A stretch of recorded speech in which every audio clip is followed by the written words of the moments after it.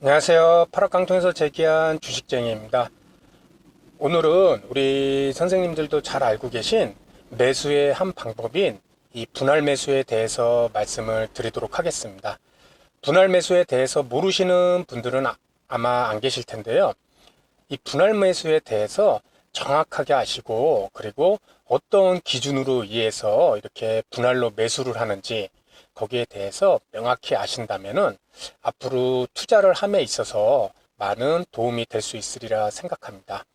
그래서 먼저 요 위에 보이시는 이 제가 메모한 내용을 보시면은 뭐 잘 아시는 제시 리버모어, 뭐 워런 버핏, 피터 번스타인, 뭐 필립 피셔, 고레가와 긴조, 그리고 지금 외국인과 기관 투자가, 이런 세계적으로 유명한 이 투자가들과, 그리고 현재도 이 외국인과 기관은 특정 종목을 타깃으로 선정했을 때 그 종목을 한 번에 매수를 하지 않고 분할로 매수를 하는 그런 경향을 많이 보이고 있습니다.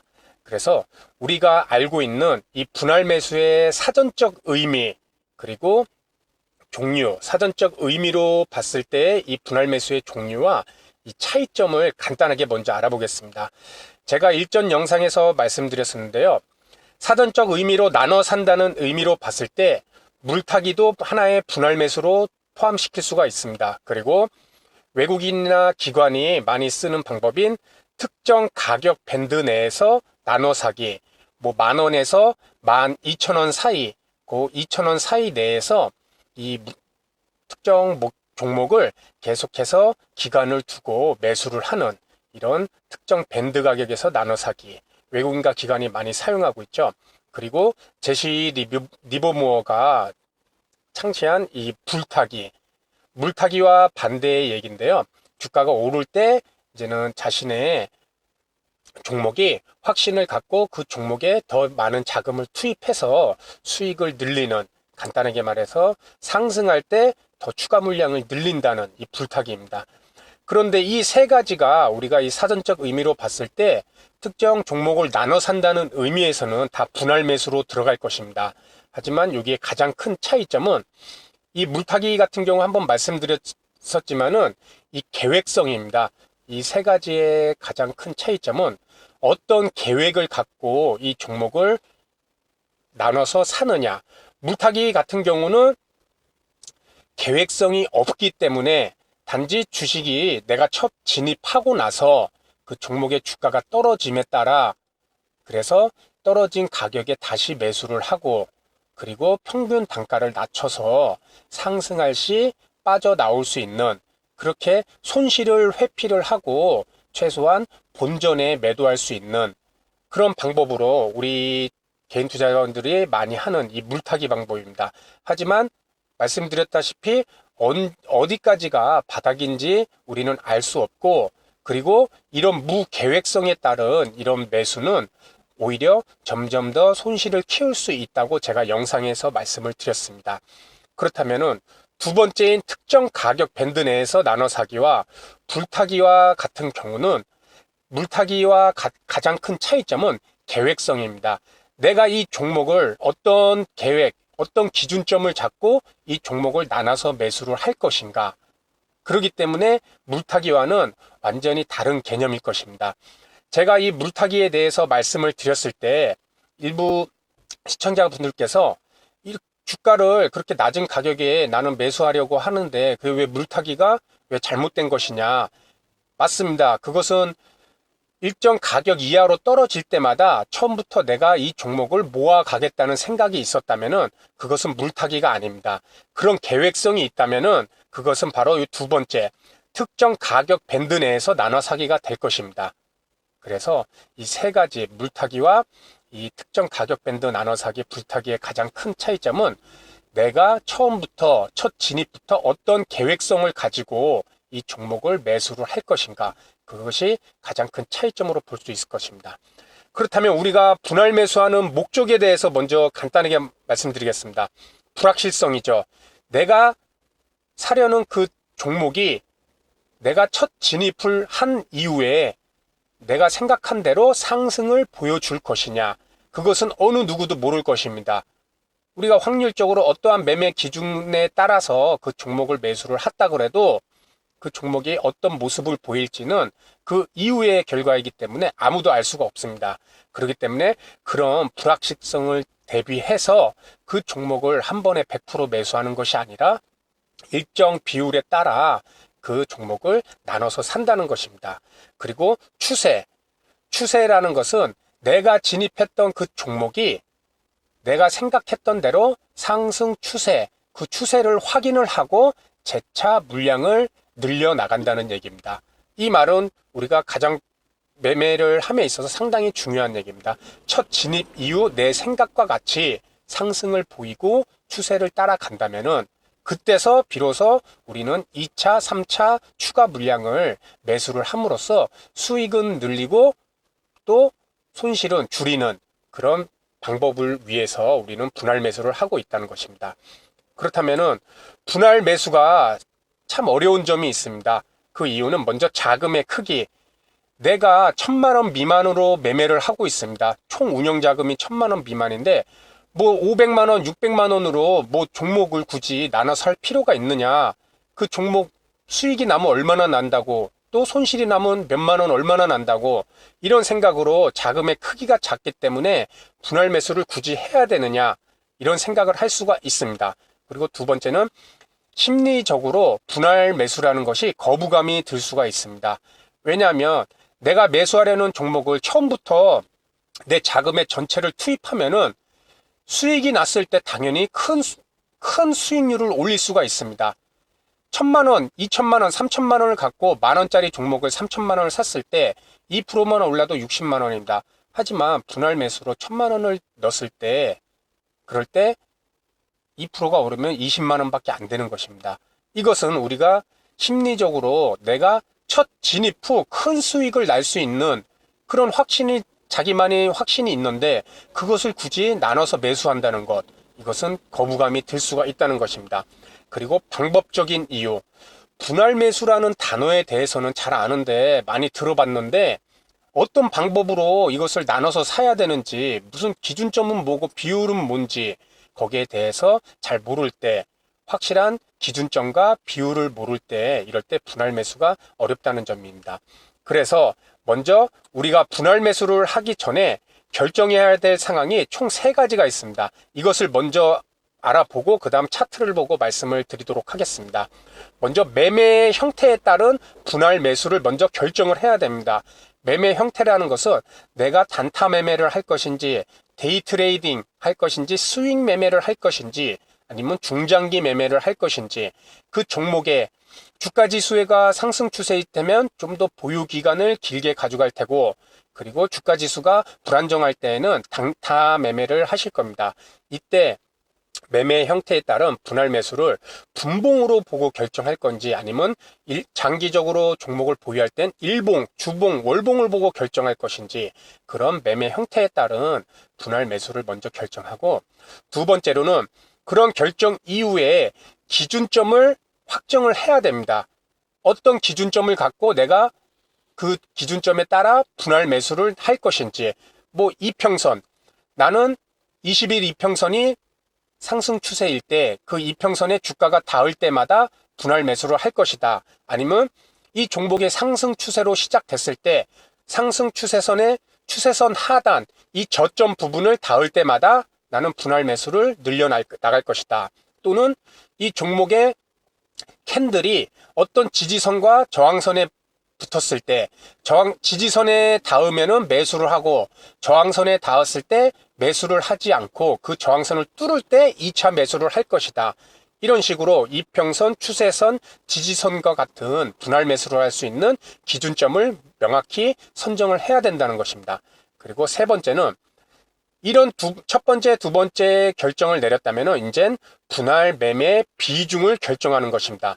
이는 종목이 중소형주냐 아니면은 변동성이 큰 급등주냐 아니면 우량한 대형 안정주냐 그리고 내가 가진 자금의 크기가 어느 정도 되는지 거기에 따라서 우리는 2, 3, 5 비율 첫 번째 3분할 매수 분할 매수하는 방법으로 처음에 20%, 30%, 50% 비율로 3회에 걸쳐서 매수를 하거나 또는 334 비율, 532 비율, 그리고 이런 3분할 말고 4분할, 20%, 30%, 20%, 30% 이런 식으로 비율까지도 본인이 미리 결정하고 그 종목을 분할 매수를 하는 것에 접근을 해야 된다는 것입니다. 그래갖고 현재 지금까지는 이론적으로 이렇게 분할 매수를 하기 전에 사전적으로 어떤 자신만의 결정을 해야 되는지 그 내용에 대해서 말씀을 드렸습니다. 그렇다면은 실제 원익 QNC라는 종목을 들고 제가 분할 매수를 한다 했을 때 예시를 들어보도록 하겠습니다. 저는 이 종목을 예를 들어 데이 트레이딩을 합니다. 그러면 제가 말씀드렸던 3분봉 매매 방법에 의해서 이 종목을 오전에 우리가 첫 9시 시작가가 이 부위입니다. 이 부위에서 주가가 시작을 됐는데 9시에 1.19%로 갭상승 출발하였습니다. 물론 그 전날에 이 종목이 20일 추세선에 있기 때문에 눌림 이후 여기서 상승 추세를 예상하고 이 종목을 관심 종목에 편입을 시켜 놓을 겁니다.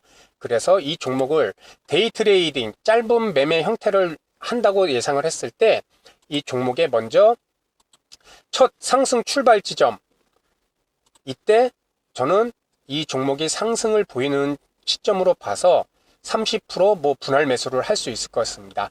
그렇게 30%의 자금이 투입된 다음에 제가 3분봉 매매 방법에서 3분봉 이 검은 선 20분선입니다. 이 20분선이 언젠가는 만나게 돼 있다고 말씀을 드렸습니다. 그 부위가 바로 우리 선생님들이 보시는 이 부위입니다. 이 부위에서 저는 미리 생각을 해둡니다. 이 3분봉 20분선이 만나는 주가와 만나는 10시 이 지점 계속해서 첫 1차 매수 30%를 들어가고 그리고 3분봉 매매 방법에 의해서 3분봉 20분선과 1차 키스하는 이 지점에서 저는 이 20분선을 지지를 한다 그러면은 2차 매수 물량을 30% 들어갈 것입니다. 그래서 30%, 만약에 20분선을 하향 이탈한다면 3분봉 20분선을 하향 이탈한다 그러면 저는 이 첫해 매수했던 30% 물량을 이익 실현을 하던 또는 어떤 매도 관점으로 접근을 했을 것입니다. 그런데 이 예시 종목에서는 이렇게 3분봉 20분선을 지지를 하고 있습니다.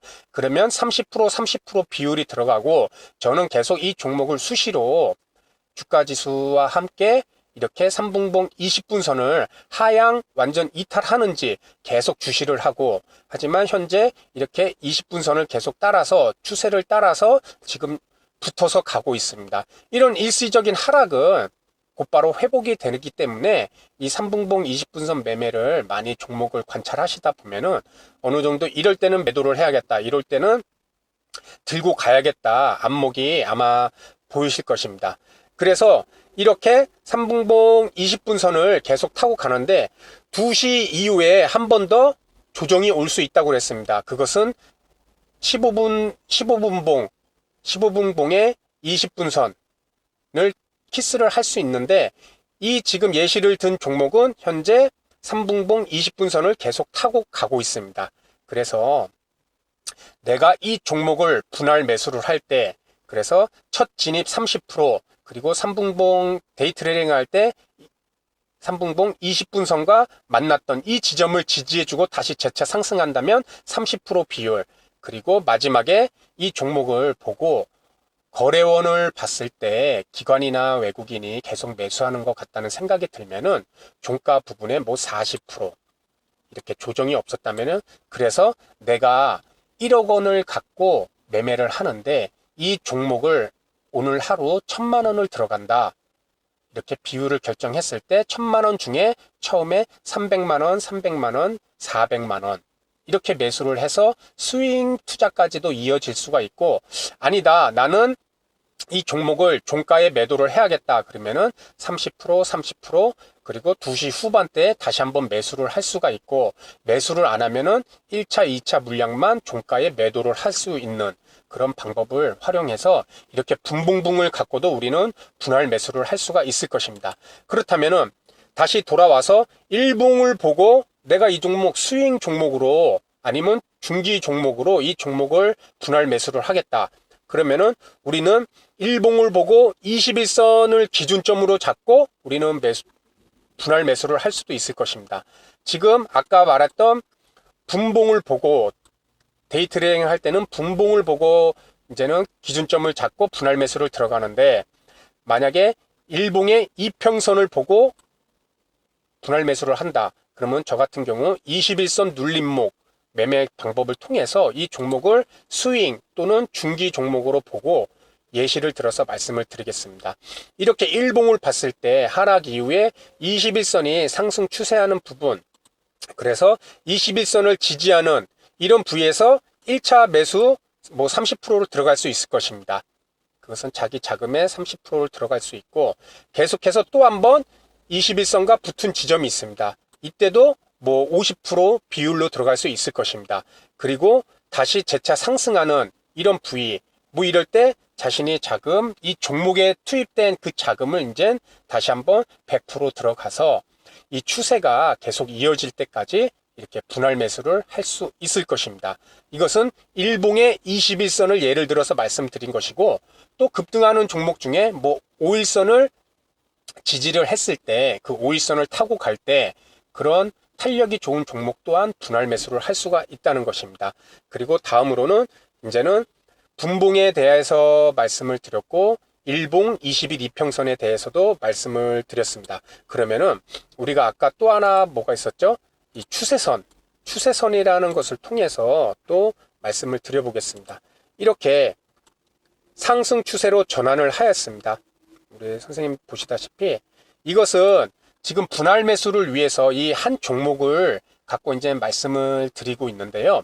이건 종목마다 좀 다를 수도 있을 것입니다. 이렇게 하락에서 상승 추세로 추세선을 우리는 저점을 연결해서 그어 볼 수 있습니다.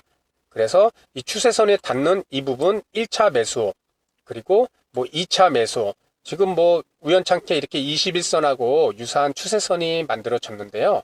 21선과 꼭 일치가 되지 않더라도 이렇게 상승으로 턴한 다음에 1차 저점 부위, 2차 저점 부위, 그 선을 연결하면은 우리는 추세선이 만들어진다, 상승 추세가 지지선이 만들어진다고 말씀을 드렸습니다.